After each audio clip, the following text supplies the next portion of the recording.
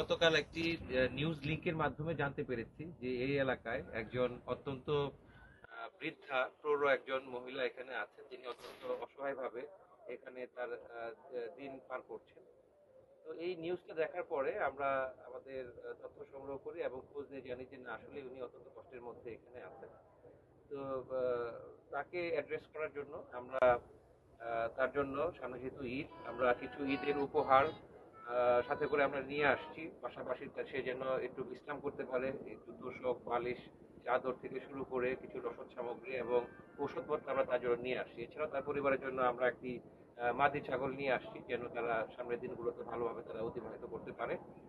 তো আপনারা জানেন যে আমরা র্যাপিড অ্যাকশন ব্যাটালিয়ন, আমরা আইন শৃঙ্খলা রক্ষার পাশাপাশি অপরাধীদেরকে দ্রুত যেন আমরা আইনের আওতায় নিয়ে আসতে পারি, সেজন্য আমরা কাজ করছি।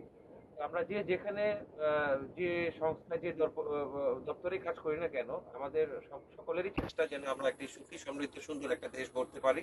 তো আমি বিশ্বাস করি যে আমাদের সকলের প্রচেষ্টার মাধ্যমে আমাদের আশেপাশের প্রান্তিক জনগণ যারা আছে, অসহায় দুর্বল যারা আছে, তাদেরকে সাথে নিয়ে আমরা ব্যক্তি কেন্দ্রিক না হয়ে আমরা যদি সমষ্টিভাবে চিন্তা করতে পারি, তাহলে অবশ্যই আমরা একটি সুন্দর এবং সমৃদ্ধ দেশ আমরা করতে পারবো। আপনাদের সবাইকে ধন্যবাদ। আসসালামু আলাইকুম।